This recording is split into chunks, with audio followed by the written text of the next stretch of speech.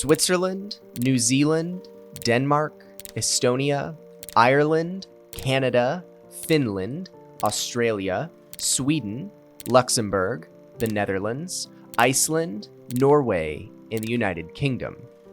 That wasn't a random list of countries, but rather every single country that ranks higher than the United States on the World Freedom Index, the supposed land of the free. Let's take a look at why the United States isn't actually very free, and how it stacks up against other countries on the global scale. Let's start with incarceration rates. The US has the highest incarceration rate in the world. According to the World Prison Brief, as of 2021, the US has an incarceration rate of 639 per 100,000 people. That's nearly 5 times higher than the global average. The United States also has the largest prison population of any country in the world, with over 2.2 million people behind bars. This is a clear indication, based on the data, that the US justice system and the way we handle crime and criminals may not be as free as it should be. But let's talk about income inequality.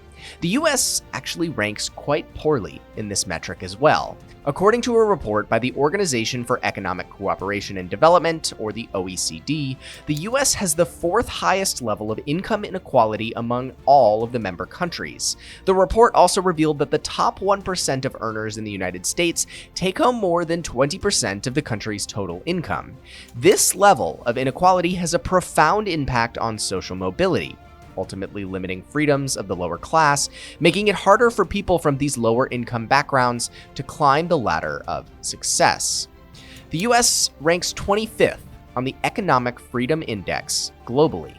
When it comes to minority rights, the US also has quite a long way to go to be marked as one of the most free. The United States has a history of systematic racism and discrimination against people of color, which is reflected in policies and institutions and in events, which we'll talk about here in a second. This is evident in the racial disparities in areas such as education, healthcare, and employment. Minority groups continually face higher levels of police brutality and hate crimes as well.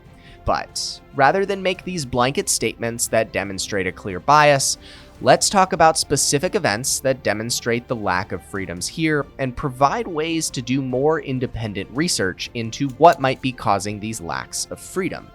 With regards to systemic racism and discrimination in policies and institutions, Jim Crow laws in the South that enforced racial segregation and denied Black Americans the right to vote until the 1960s. We like to pretend that this era of racial segregation was many lifetimes ago, but in reality, it was only about 80 years ago, many of the perpetrators of these systems and ideologies still being alive today. There were also redlining policies in the mid-20th century that denied loans and mortgages to people of color, preventing them from owning homes and developing generational wealth like we've seen in white families. The war on drugs in the 1980s was also disproportionately targeted towards communities of color and led to this mass incarceration problem that we discussed before. In fact, this isn't really just an opinion, it's actually explicitly stated by the people who put the policy in place. This is what Nixon admin and policy chief John Ehrlichman had to say about the true motivations behind the war on drugs. We knew that we couldn't make it illegal to be either against the war or black.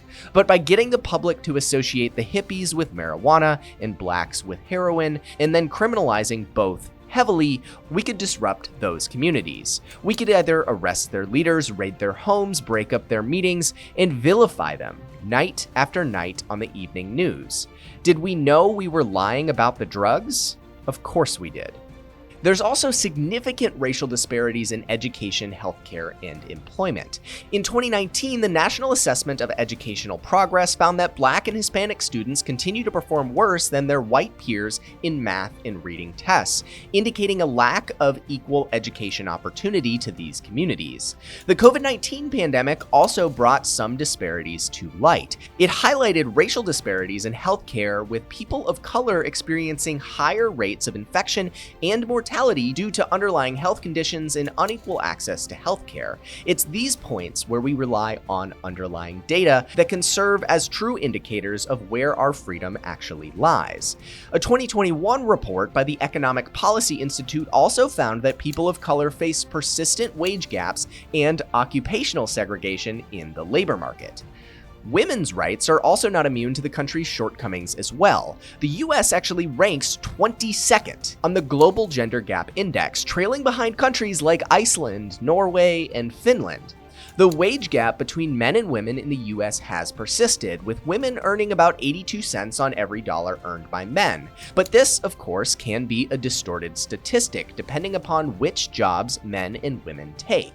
The US, though, is the only developed country in the world without paid maternity leave or paid paternal leave. The Trump administration, while in office, as well as the judicial system even today, has continued to fight reproductive health, such as limiting access to contraception and abortion, which have been criticized by world leaders in freedom for infringing on women's rights.